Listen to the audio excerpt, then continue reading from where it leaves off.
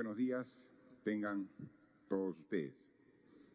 Hoy, una vez más, nos dirigimos por intermedio de los medios de comunicación a la población de nuestro país para dar a conocer las medidas que venimos dando, las acciones que vamos asumiendo como gobierno en esta lucha contra la pandemia del COVID-19. Ha sido una semana intensa de reuniones para evaluar el estado situacional de esta enfermedad. El lunes tuvimos con el ministro de Salud una muy interesante reunión con el comité de expertos que a instancia del Ministerio de Salud dan valiosos aportes que son el sustento de muchas decisiones que toma el sector salud y por ende el gobierno del Perú. En esta reunión participaron algunos de estos médicos reconocidos de manera presencial y sin embargo participaron de manera virtual el resto del comité, ¿no? Estuvo con nosotros, como bien dice, y está aquí presente el doctor José Eduardo Gotuso, estuvo también el doctor Ciro Maguiña, el doctor Roberto Achinelli, el doctor Armando Calvo, estuvo presente también el doctor Rubén Mayorga, que a su vez es representante de la Organización Panamericana de la Salud, ¿no? Ellos estaban presentes físicamente, pero también hubo participación de la doctora Sonia Indacochea, del doctor Aníbal Velázquez, ex ministro de Salud, todos con aportes sumamente valiosos y una serie de doctores médicos que también integran este comité de expertos que colabora de manera muy importante para la toma de decisiones. Y el día martes y miércoles hemos tenido una larga reunión de Consejo de Ministros viendo, por un lado, un día dedicado a ver el tema específicamente de salud, viendo con todo el personal del Ministerio de Salud en todas las áreas, viendo cómo va el tema estadístico de la evolución de la enfermedad, el tema de la respuesta en cuanto a camas, en cuanto a medicinas, en cuanto a respuesta rápida, es decir, todos temas referidos a salud, y otro día específicamente viendo el tema social y económico, ¿no? Porque si bien es una enfermedad, el efecto que tiene no es solamente en la salud de las personas, afecta a todos los campos de la vida del ser humano, ¿no? Y lo estamos viviendo y sintiendo todos en carne propia, y entonces tenemos que tomar decisiones importantes en todos los aspectos, ¿no? Esta enfermedad sigue evolucionando, ya va más de 6,5 millones de personas en el mundo que están siendo contagiados y que tienen las pruebas correspondientes, y ya estamos seguramente a pocos días de llegar a 400,000 personas que han fallecido, ¿no? Están por el orden de los 390,000, la información que tenemos al día de ayer. También de lo que podemos apreciar que muchos países durante este proceso están buscando el equilibrio en medidas que toman para continuar con la contención de la enfermedad, para atender a las personas que han sido contagiadas y que requieren atención médica, ya sea domiciliaria o también en los hospitales correspondientes. Pero este equilibrio, lograrlo con la reactivación de algunas actividades económicas, ¿no? Porque es fundamental que se pongan a reiniciar una serie de actividades para generar los puestos de trabajo para la gran cantidad de peruanos y peruanas que requieren ingresos familiares, garantizar que la economía también genere mayor ingreso de recursos al tesoro público, pero buscar el equilibrio de que esto se logre con el cuidado que debemos tener todos para evitar de que esto afecte el número de contagiados, ¿no? Entonces, en el Perú, lo que hemos visto es que La cantidad de pruebas es muy intensa, ¿no? Solamente el día de ayer se han hecho más de 20.000 pruebas, lo que suma un total de 1.135.831 personas que han sido muestreadas, de las cuales 183.198 han dado positivo, ¿no? Entonces, pero también, así como tenemos 183.000 personas que tienen positiva, la misma información del Ministerio de Salud nos dice que 76.228 pacientes o ciudadanos que han tenido el virus ya están recuperados. Es decir, ya superaron la enfermedad. Esto representa prácticamente el 42%, es una cifra sumamente importante. Así como el virus ataca, las personas y los organismos se defienden, ¿no? Y vemos que un porcentaje importante ya logra vencer la enfermedad y, como decía alguno de los científicos, especialistas, esos ciudadanos que vencen la enfermedad se convierten en combatientes que luchan contra el virus, porque ya están en condición de inmunes y ayudan a toda la sociedad a evitar que se siga esparciendo a todos los rincones de las ciudades y del país. Hemos visto dentro de la información que ya los pacientes que están en las unidades de cuidados intensivos ya superan los 1.005 exactamente, ¿no? Esa cifra al inicio nos parecía lejana, pero ya estamos en más de 1.000 pacientes en cuidados intensivos. Nosotros nos hemos puesto metas para en un corto plazo llegar a tener 1.500 camas en cuidados intensivos y a fines de mes están llegando a las 2.000 camas disponibles para todos los ciudadanos que lleguen a esa instancia. Pero no todos llegan a cuidados intensivos. Hay muchos pacientes que se internan en el hospital y con el tratamiento y el cuidado adecuado de todo el sistema de salud se recupera y retorna para sus domicilios. En la actualidad tenemos 9.063 pacientes que están hospitalizados en las diferentes regiones en el país, en los diferentes establecimientos de salud. Lo que hemos visto, por ejemplo, ayer en la reunión del Consejo de Ministros, que tuvimos ayer miércoles, vimos que uno de los temas que en la actualidad es un factor fundamental a ser atendido para poder atender a las personas que sufren de los estragos del COVID-19 en su organismo, es el tema del oxígeno. Y en consecuencia, ayer mismo en el Consejo de Ministros hemos aprobado un decreto de urgencia que da medidas extraordinarias para incrementar la producción y el acceso a sistemas de oxígeno medicinal para el tratamiento del coronavirus. Lo que hemos visto que con el oxígeno está ocurriendo lo que ha ocurrido con otros equipos y bienes que se requieren para combatir esta enfermedad, ¿no? Que cuando ven de esta necesidad, siempre existe gente inescrupulosa que trata de aprovecharse de esta situación tan delicada que afecta a todos los peruanos para sacar un margen de utilidad extraordinario, cuando lo extraordinario debería ser el aumento de la solidaridad. Siempre existe gente inescrupulosa que se aprovecha de esta condición.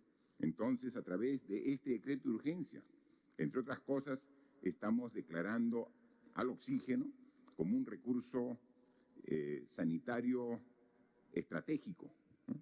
Donde su uso para medicina, para curar enfermos, es prioritario sobre su uso industrial. Ahora requerimos que el oxígeno que se produzca vaya para los enfermos que lo requieren. Y entonces, durante la pandemia, que va a tener un plazo definido, tenemos que priorizar. Si alguna actividad industrial requería oxígeno, tiene que esperar para que ese oxígeno pueda ser de uso medicinal. Y entonces también, con ese criterio de inicio, esta prioridad, entonces damos recursos al Ministerio de Salud para que adquiera lo que los técnicos, los expertos han determinado que es la cantidad de oxígeno que requerimos a nivel nacional para atender a todos los pacientes. Son 84 millones de soles los que se están asignando al Ministerio de Salud para que pueda hacer la adquisición de la compra del suministro de oxígeno medicinal a nivel nacional. Pero no solamente hay que adquirir el oxígeno, hay que distribuirlo en cada una de las instituciones hospitalarias, ¿no? Y entonces también hay problemas de escasez de los balones de oxígeno. Entonces también esta misma norma dispone la transferencia de 11 millones de soles para financiar la instalación de redes de gases medicinales y el mantenimiento correctivo de plantas generadores de oxígeno medicinal en Lima y en las regiones. Entonces, por un lado, se declara como un bien esencial y se da la prioridad para el uso medicinal antes que cualquier otro uso. Luego se asigna recursos para que esta medicina pueda ser adquirida en los volúmenes que requerimos para todo el país. Y las compras se hacen en proveedor local, nacional o internacional. Es decir, si podemos atender la demanda con el abastecimiento nacional, lo hacemos. Y si no, permite para que pueda ser adquirido las plantas generadoras de oxígeno donde fuera necesario, y por eso es que se le da el recurso correspondiente. Y luego, en algunos sitios tendrán que llegar de todas maneras el oxígeno en balones, pero podemos, a través de una inversión rápida, generar una red al interior de los hospitales para que a través de un isotanque que recibe el oxígeno que compra, lo distribuye a todas las camas sin necesidad de que cada cama tenga el balón al lado. Eso también, y para eso son los 11 millones de soles. Hay una serie de disposiciones adicionales que garantizan de que este problema que se está identificando en la actualidad sea atendido. Hace algunas semanas, hace 2 semanas, teníamos un problema con las medicinas, también actuamos y en un momento voy a dar cuenta el avance al respecto, ¿no? Entonces, sí, pues, vemos que especuladores comienzan a querer cobrar hasta 5.000 soles por un balón de oxígeno, o sea, tratando de aprovecharse del riesgo de la vida del prójimo, de las personas, y eso no lo vamos a permitir, ¿no? Este es el decreto de urgencia, el 066, lo aprobamos ayer y hoy día en la mañana ha sido publicado en las normas legales del peruano, el 066. Y entonces vamos a seguir trabajando en ese sentido, porque para atender la enfermedad requerimos ir cubriendo todos los aspectos que van generando la urgencia, ¿no? Precisamente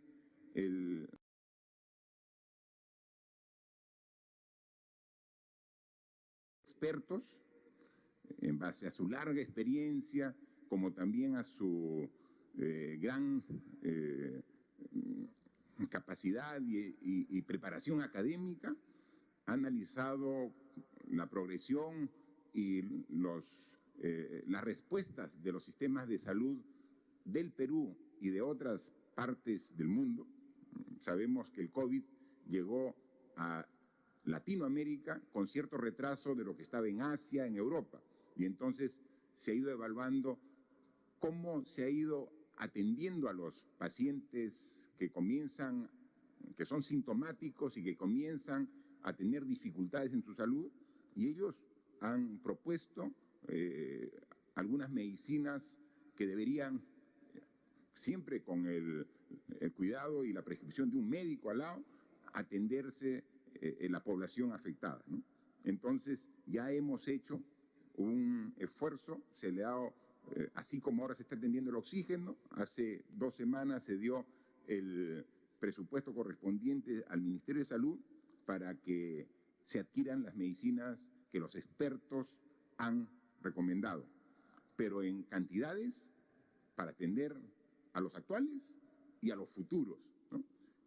Se ha comprado de uno de los medicamentos recomendados como hidroxicloroquina, 350.000 tratamientos, ¿no? Ahorita hemos visto que hay 9.000 personas hospitalizadas, pero estamos adquiriendo 350.000, que ya gran parte de ello está ingresado y estamos en la distribución a los hospitales de Lima y de todo el país.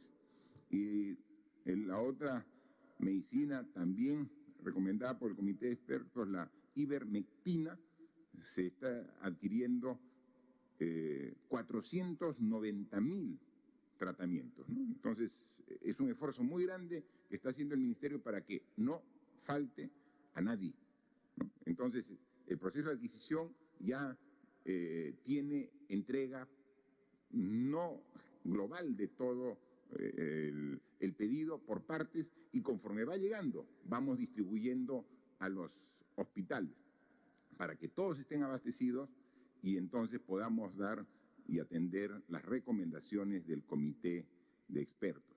Por eso es que también, con el mismo criterio, el Ministerio de Salud está poniendo énfasis en la reactivación de la atención primaria de salud, que son los centros de salud. O sea, no tiene uno que tiene síntomas leves, un ciudadano, una persona, no tiene que ir a un hospital.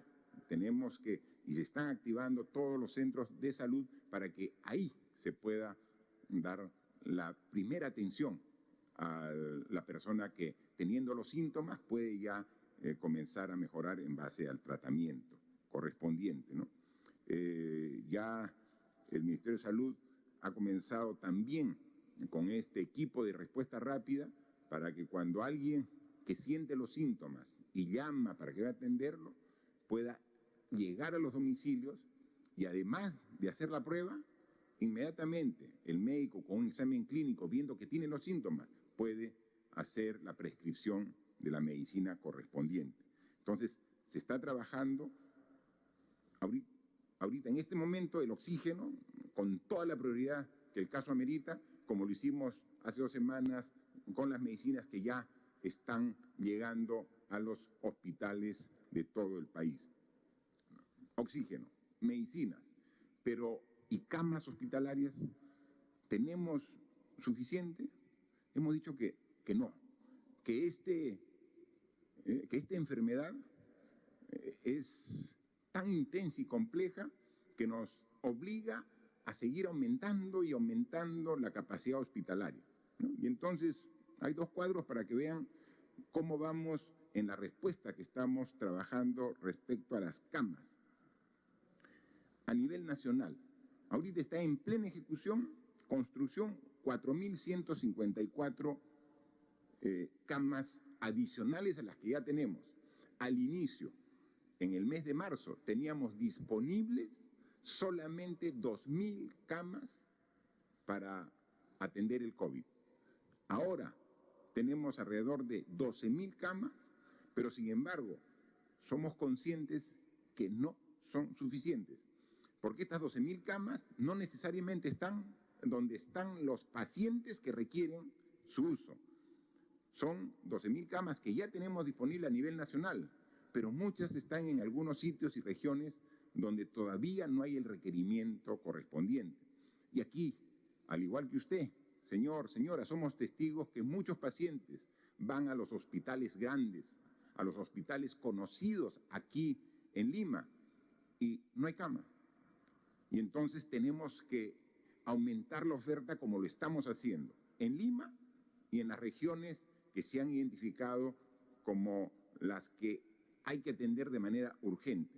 Y entonces tenemos ahí, por ejemplo, que está en pleno proceso de construcción la estructura, el equipamiento para aumentar 500 camas en Piura, 344 en Lambayeque, 100 en La Libertad, 320 en Ancas, en Arequipa 500 camas, en Cusco 100 camas, en Ucayali 190 camas y en Loreto 300 camas.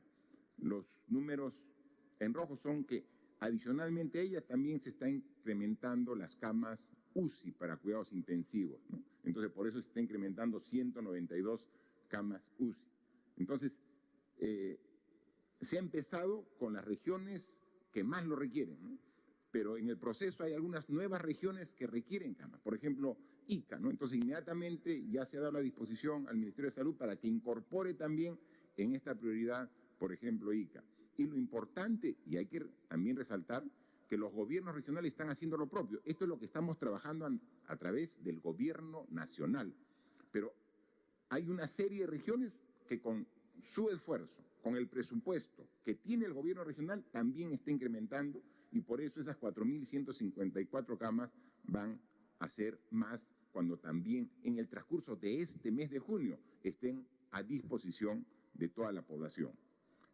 En Lima, que es una realidad propia por la gran cantidad de población, está en construcción ahora, en este momento, 1.800 camas adicionales a las que ya se tienen. En San Juan del Lurigancho, al lado del hospital, muy cercano de San Juan del Lurigancho, se están habilitando para dar una oferta de 200 camas adicionales, en Comas 100, en Lima Centro 200, en Villa El Salvador, precisamente en la Villa Panamericana, ahí hemos aumentado 1.600 camas, de las cuales ya se están usando alrededor de 1.200. Adicionalmente, se están habilitando 500 camas más en Villa El Salvador, y en San Miguel, en el Hospital Mongrut, tenemos 800 nuevas camas que ya se han instalado y que están actualmente en la marcha blanca para ponerse a disposición de toda la gran Lima metropolitana. Entonces, este es el esfuerzo para trabajar en todos esos aspectos. También no podemos ser ajenos a diversos problemas que vamos tomando conocimiento, y es que el Perú está haciendo un gran esfuerzo para hacer los tests de pruebas para los que sienten los síntomas, pero también de tamizaje en grupos de riesgo, en los hospitales, policías, Fuerzas Armadas, etcétera. Pero también había una iniciativa de ciudadanos que han ido a tomarse una prueba a las clínicas privadas. Y entonces han ido a tomarse la prueba, muy bien, la clínica ha llevado la prueba para que sea procesada en el Instituto Nacional de Salud, que es una instancia pública del Ministerio de Salud, y que con el fin de tener la mayor evaluación de esta enfermedad, hace los estudios de manera gratuita. Nosotros no cobramos por las pruebas, ni la molecular, ni la rápida. Ese es un servicio que tenemos que darlo para vencer la enfermedad. Tenemos que saber la cantidad de personas que están infectadas para cuidarlos, atenderlos y evitar la propagación. No podemos hacer negocio de ello. Y entonces algunas clínicas han ido a pedir ese servicio al Instituto Nacional de Salud, y obviamente el Instituto Nacional de Salud con todo gusto le ha hecho el servicio. Pero luego nos enteramos, por un informe de la Contraloría, que esas pruebas estaban siendo cobradas a los usuarios en unos montos realmente elevados, entre 400 a 500 soles, ¿no? Nuevamente, al igual que el oxígeno, ¿no? Hay gente que quiere aprovecharse de esta situación, de estas circunstancias, para sacar beneficio propio. Entonces ya hemos pedido que su salud investigue la existencia de presuntos cobros indebidos que han sido denunciados para, de comprobarse, proceder con las sanciones correspondientes que están establecidas en la norma, ¿no? Entonces, tenemos que ver y también agradecer, porque esta es una alerta que nos ha hecho de conocimiento público la Contraloría General de la República. Así que estamos atentos, nosotros queremos dar el mejor servicio, convocamos también a la empresa privada para sumarse, y les agradecemos. Hay una serie de apoyos sumamente importantes que la empresa privada ha dado para el combate de esta pandemia, pero cuando vemos este tipo de denuncias, tenemos que manifestar nuestra molestia e indignación, porque no se aprovechen, pues, no se aprovechen, o sea, apoyen, seamos conscientes todos del difícil momento que estamos pasando y todos seamos parte de la solución al problema.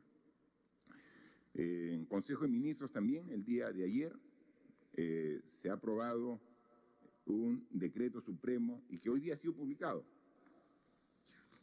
un decreto supremo, es exactamente el número 101/2020, PCM. Es el decreto supremo que aprueba la fase 2 de la reanudación de actividades económicas dentro del marco de la declaratoria de emergencia, ¿no? Es la fase 2. ¿Y esto en qué consiste? ¿No? Como hemos dicho, hay que buscar el equilibrio en todas las medidas de salud que estamos dando.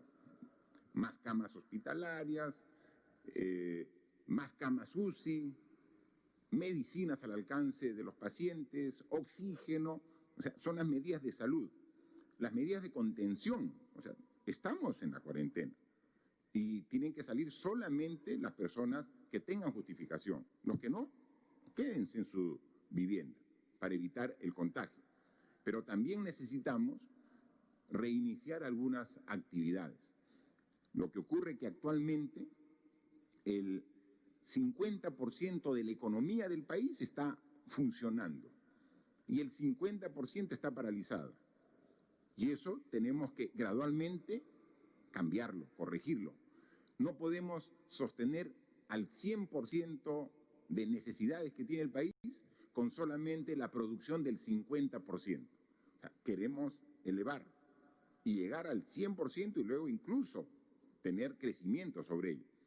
Pero ahora, a través de esta fase 2, la intención es gradualmente reiniciar algunas actividades para subir del 50-55 que nos encontramos actualmente al 80% de la economía. Ya 80% es más cerca del 100%. Ya 80% es factible que pueda soportar y atender las necesidades del 100%. Pero ahora como estamos, se requiere un esfuerzo de todos. Y el esfuerzo es de todos. Es decir, ¿qué hacemos para que, manteniendo los cuidados en la salud, podamos ir reiniciando, manteniendo los cuidados en la propagación del virus, que ya todos sabemos cuáles son? Los 3 mandamientos del cuidado del contagio: lavado de manos, uso de mascarilla y el distanciamiento. O sea, eso tenemos que respetarlo. Tenemos las medidas en salud y reiniciar actividades como están aquí estableciendo. Esto va a permitir que se generen con estas actividades que hemos puesto en la fase 2, según un análisis de los sectores productivos, más o menos generan 500.000 puestos de trabajo. Es decir, puestos de trabajo que se han ido perdiendo en esta etapa de combate a la pandemia, se tienen que ir recuperando. Por eso son 500.000 puestos de trabajo. Tenemos que reanudar estas actividades económicas pensando en que es factible, con el apoyo y colaboración de todos, de las empresas, de los trabajadores, de los ciudadanos, reiniciar actividades, pero conteniendo la propagación del virus.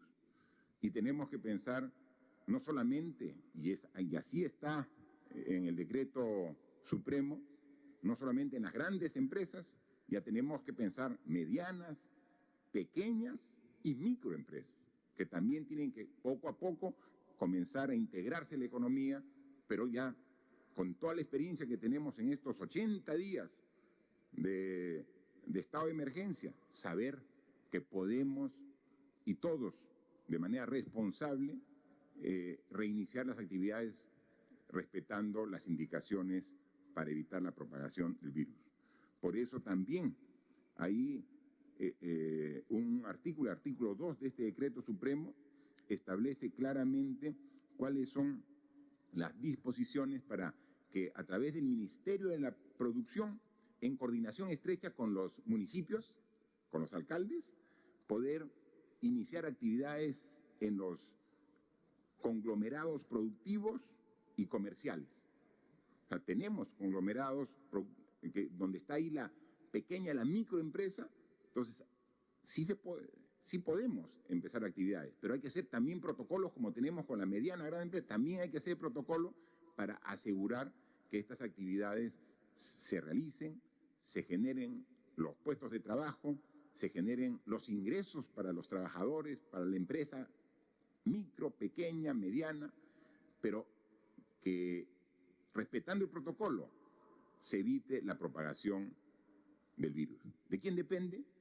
De ustedes, de nosotros, de todos los peruanos, de que esto se pueda hacer, como ya hemos visto que en otros países ha comenzado gradualmente esta etapa. Vamos a trabajarlo conversando. Y ahí yo pido también el apoyo porque estos conglomerados productivos y comerciales tienen sus dirigentes.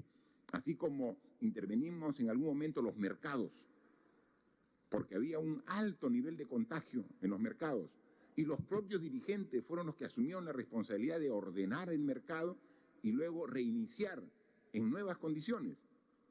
Esta es la mejor prueba que también los conglomerados, no de mercados, sino comerciales, se pueden reiniciar. Pero es ahí el dirigente, los miembros de estos conglomerados, con la autoridad, con el alcalde y el Ministerio de la Producción, obviamente, ayudarán en el orden, no en la represión, en el orden. La policía y las Fuerzas Armadas, juntos podemos hacer un trabajo de reiniciar la actividad económica cuidando y evitando la propagación del virus. Ayer también pedimos un informe del estado de avance del bono. Ya hasta el día de hoy hay 4.700.000 familias que han recibido los 760 soles. 4.700.000 familias. Bien por ellos, pero mal por los que todavía no reciben el bono. Son más de 2 millones de familias que todavía no reciben. Entonces, el esfuerzo que tenemos ahora, en este mes de junio, es llegar a todos. Entonces, hay familias que sí, me dicen, gracias, hemos recibido. Quizás incluso dicen, dado el largo tiempo es insuficiente, pero ya recibimos. Nosotros queremos en este mes preocuparnos principalmente de más de 2 millones de familias que no han recibido y estamos en proceso de entrega.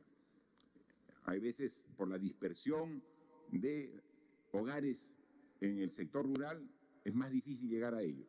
Y como también es difícil llegar a algún tipo de hogares que en el padrón que tenemos no están claramente identificados. Por eso es que hemos permitido de que se inscriban los que a su juicio dicen, yo soy un hogar que no ha recibido y no está considerado, está en proceso justo de validación y seguramente a partir de la próxima semana comenzamos con esas familias que no estaban consideradas inicialmente.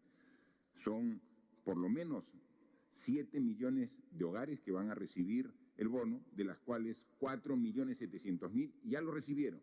Nuestro compromiso es llegar a todos. Disculpen la demora, es parte del sistema burocrático que tenemos.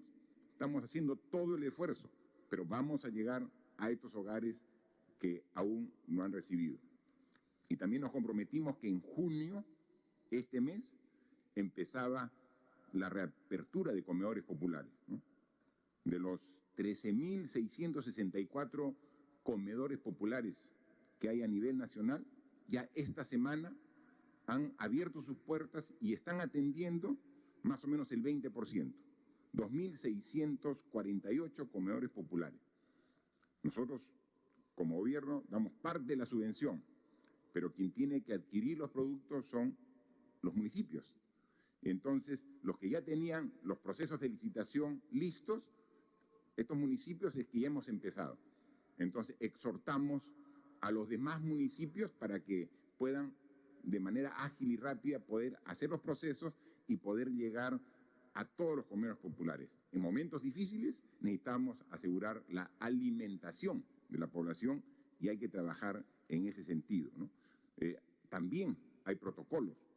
Estos operan a puertas cerradas y ya hemos visto algunos ejemplos de cómo la población ya responsablemente está aplicando los protocolos. En los comedores populares, las señoras que son las que son el soporte del comedor, muy bien instruidas, respetan así estrictamente todas las indicaciones, asegurándonos que se da esta alimentación sin tener riesgos de contagio en este proceso. Hay algunas directivas sanitarias que hemos sacado para iniciar algunas actividades físicas, ¿no? Eso lo tenemos claro que era necesario, ya después de 80 días, ¿no? De este estado de emergencia, Algunos pueden hacer algún tipo de actividad física dentro de su hogar, su domicilio, pero algunas personas quieren tener la posibilidad de salir.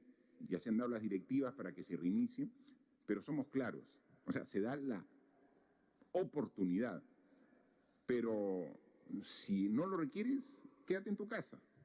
O sea, lo mejor siempre es, no hay lugar más seguro que estar en tu domicilio. Pero si por un tema de estrés o como parte de salud mental requieres ejercicios, hemos dado las características e instrucciones para que puedas hacer ese ejercicio físico cerca de tu vivienda y con algunas características para evitar el contagio en esa actividad.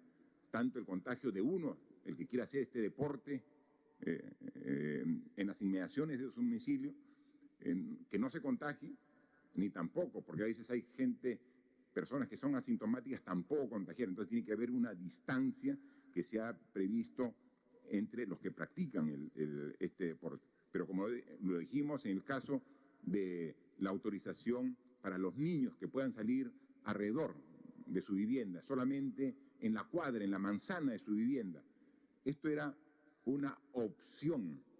Finalmente, ¿quién es el que determina si saca o no saca al niño o niña? El padre o el adulto que está cuidándolo. Son ellos los que definen. Igual, cada persona, si quiere hacer uso de esta oportunidad, cada quien evaluará y tendrá que tomar todas las precauciones del caso.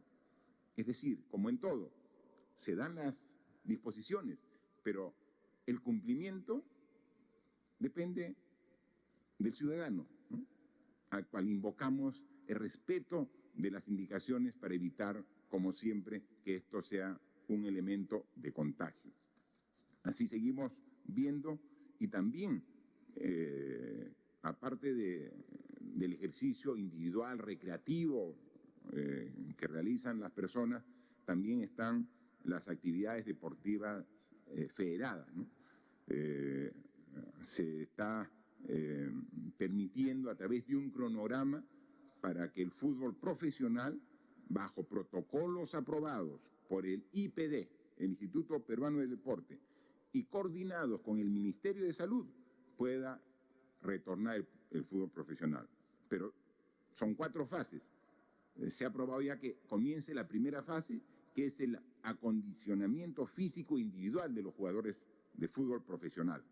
Tiene un periodo de 28 días durante este mes de junio, luego pasa a un entrenamiento técnico individual, luego el entrenamiento regular, ya es decir, el equipo con las restricciones del caso, y en la 4ª fase está la competición regulada.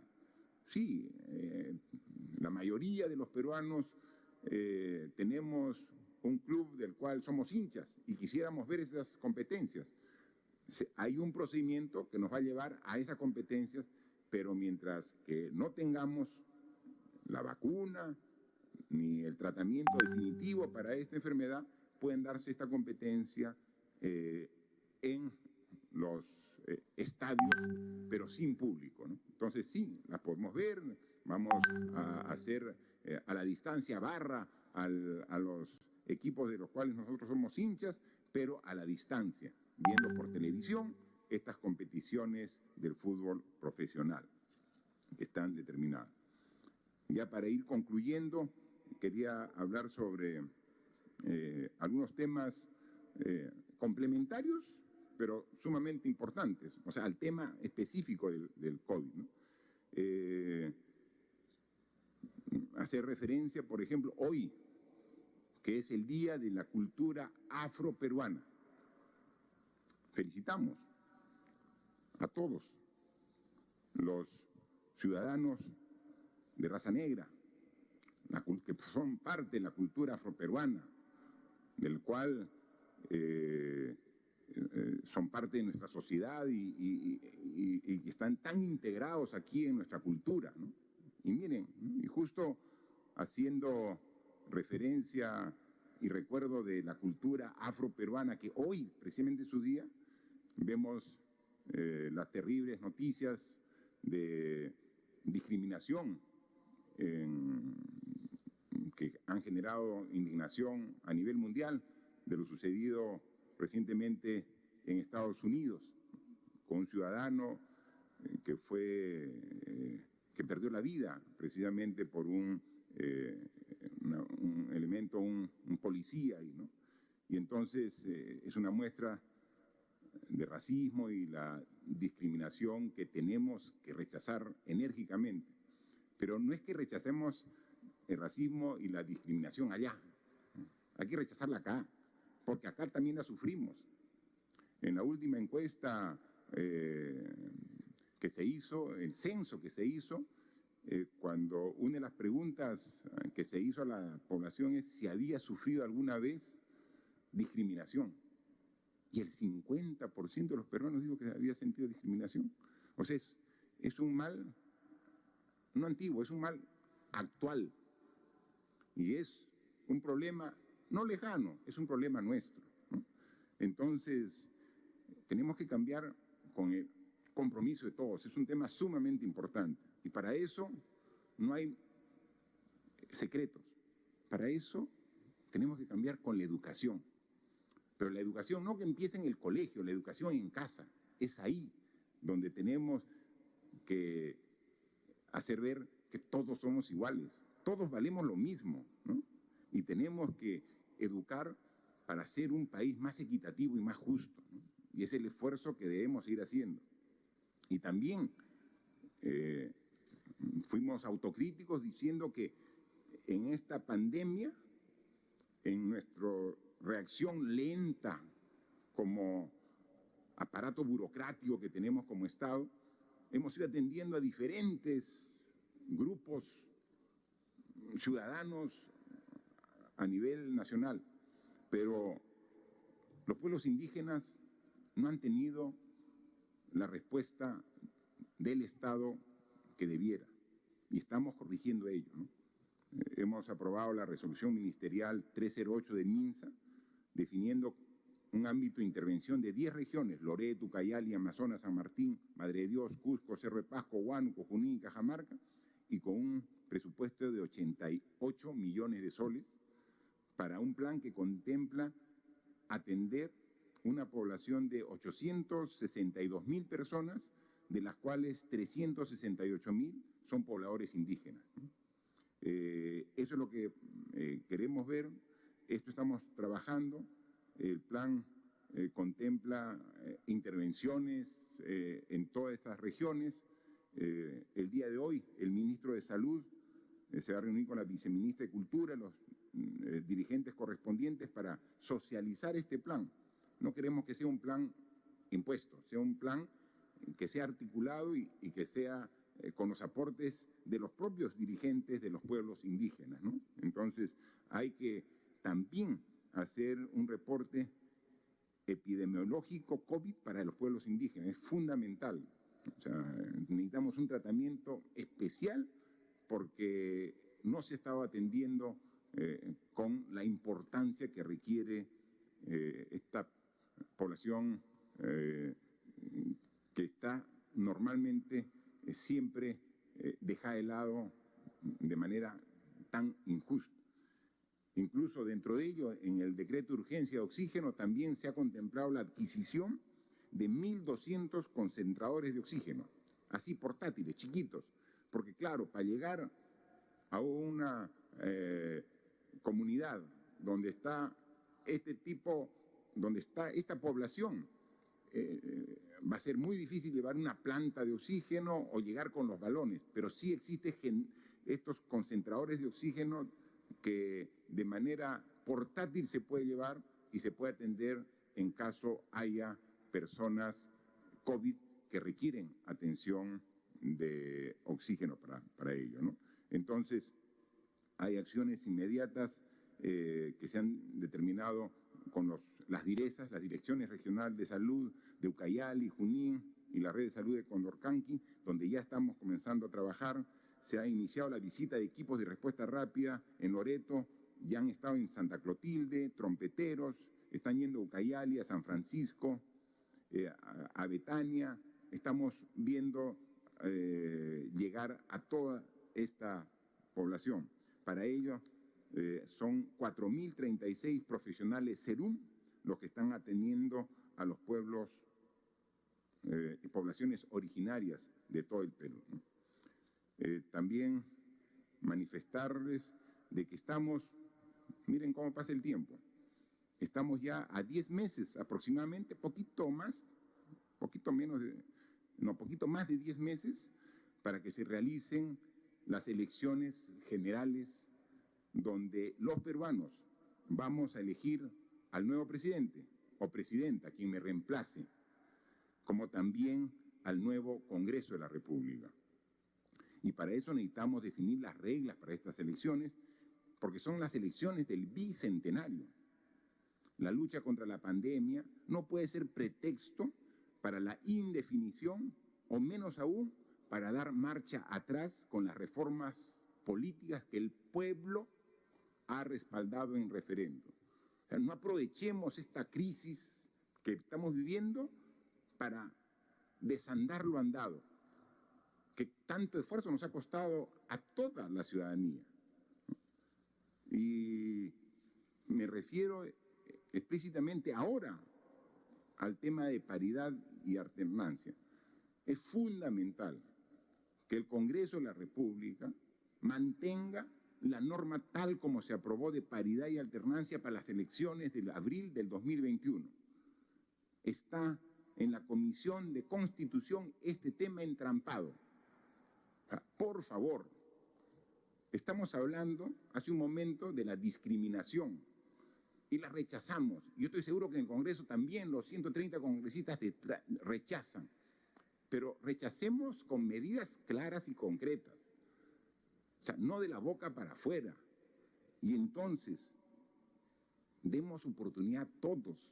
Y por eso, la paridad y alternancia es fundamental que pueda respetarse tal como ha sido propuesta, aprobada y legislada para las elecciones de abril del próximo año. Las mujeres deben tener las mismas oportunidades que los varones. No creo que aprovechando estas circunstancias quieran corregir y regresar a las normas del pasado que tanto daño han hecho. Bueno, solamente queda reiterar, como siempre lo hago, el apoyo y responsabilidad de todos los peruanos. Tenemos que lograr el equilibrio que estamos buscando con las medidas que vamos proponiendo. La cuarentena continúa hasta fines de mes, ¿no? Así está establecido. ¿Qué significa eso? Que hay un porcentaje importante de la población que tiene que quedarse en casa. ¿Quiénes se deben quedar en casa en esta cuarentena? Primero, los adultos mayores. Son personas vulnerables. Las personas que tienen algún tipo de enfermedad que si a eso se le suma el COVID, ponen en riesgo su vida. Personas vulnerables por su avanzada edad, adultos mayores. Personas vulnerables porque tienen enfermedad en casa. Quédense en casa. Estamos en cuarentena hasta fin de mes. 2. ¿Quiénes se deben quedar en casa? Toda la población estudiantil. Se quedan en casa. Niños, jóvenes, adultos que estudian en el colegio, en el tecnológico, en la universidad, educación remota, se quedan en casa. Hasta fin de mes de la cuarentena se quedan en casa. ¿Quiénes más se quedan en casa? Las personas que todavía no se incorporan en ninguna actividad económica productiva. Si todavía no tienen una actividad que con los protocolos va a reiniciar, se quedan todavía en su domicilio. Entonces vamos a tener un porcentaje importante de la población que todavía tiene que continuar en casa.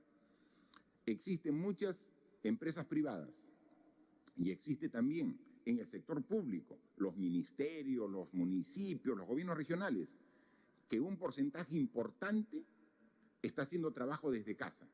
Ellos se quedan en casa, estamos en cuarentena. Se dan cuenta que tenemos un porcentaje importante.